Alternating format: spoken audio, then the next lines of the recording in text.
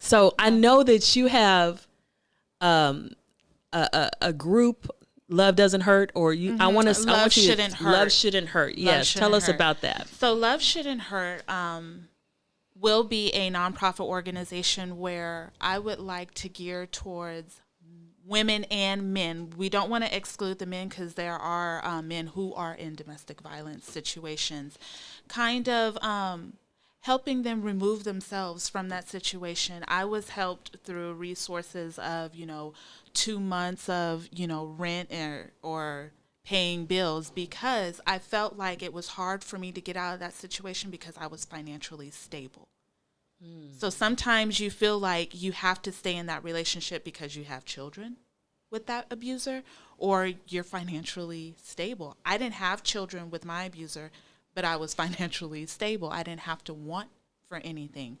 So this organization, I would like for it to help men and women that are in that situation to know that there are resources out there, that you don't have to stay in that situation, because it's hindering more mentally, physically, to stay. And I know it's hard to get out of that situation, but you just have to move your feet. Like my mom says, you'll know when you're tired. You'll absolutely know when you're tired. Yeah, for me, it took me 3 times to stay gone. It took me 3 times too. So, people say, why don't you leave? Most women do. They leave and he comes after them. And they leave and he comes after them. Keep and going. They leave and he comes after them. Yes. And it has to come to a point. I had to get a restraining order on mine.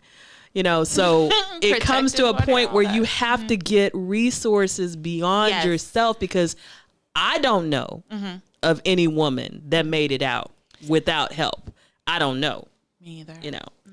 Because people think it's so easy to leave. It's not easy to leave. Mine was after 39 police reports, protective order, until somebody, me and my dad just had to sit down there and we were like, we're not moving until y'all do something.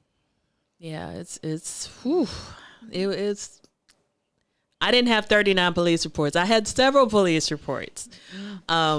And the protective order. Yes. And so it was definitely a journey.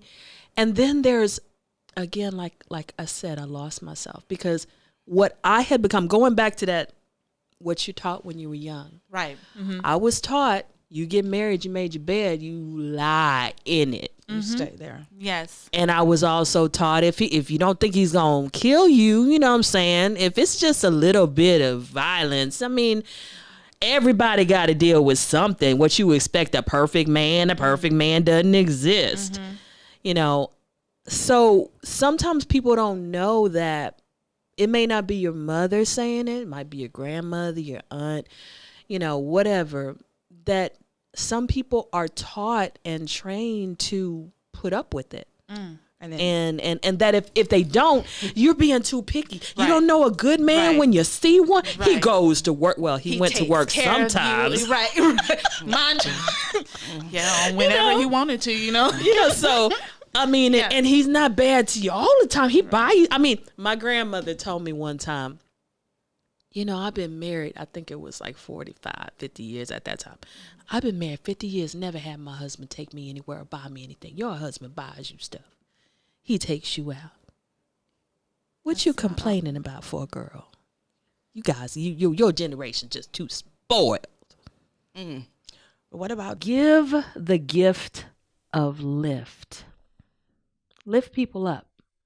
Lift people up so when they look at your shirt, they look at your mug, they get an inspiring message. They're lifted.